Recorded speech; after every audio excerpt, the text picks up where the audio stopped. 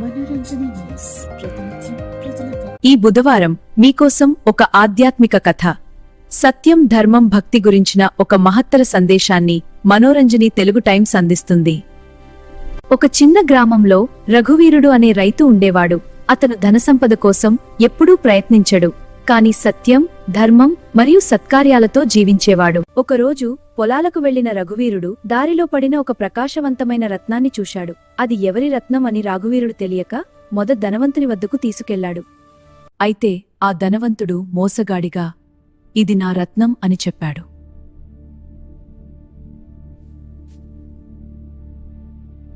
కాని రఘువీరుడు భయపడలేదు. సత్యం కోసం ఆయన ఆ రత్నాన్ని స్థానిక దేవాలయానికి సమర్పించాడు.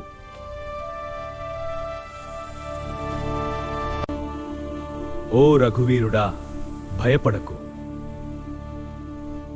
నీ విశ్వాసం అది నీ జీవితాన్ని మారుస్తుంది.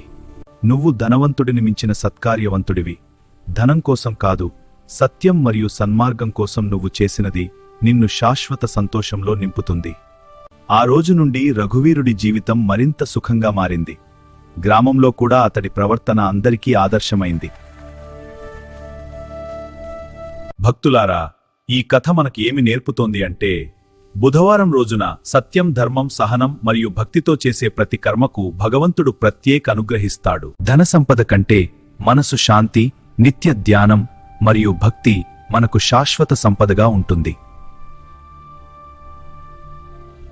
ఈ బుధవారం నిత్య ధ్యానం చేయండి, మనసులో శాంతి కలిగించండి మరియు భగవంతుని ఆశీర్వాదాన్ని పొందండి. ధన్యవాదాలు భక్తులారా. మీ బుధవారం శుభంగా, ఆధ్యాత్మికంగా, ఆనందంగా గడపాలని మనస్ఫూర్తిగా కోరుకుంటున్నాము. ఇలాంటి భక్తి గానాలు, నిత్య వార్తలు పొందాలంటే మనోరంజని తెలుగు టైమ్స్ ఛానల్ ను సబ్స్క్రైబ్ చేయండి. లైక్, షేర్, కామెంట్ చేసి మీ ఆదరణ తెలియజేయండి.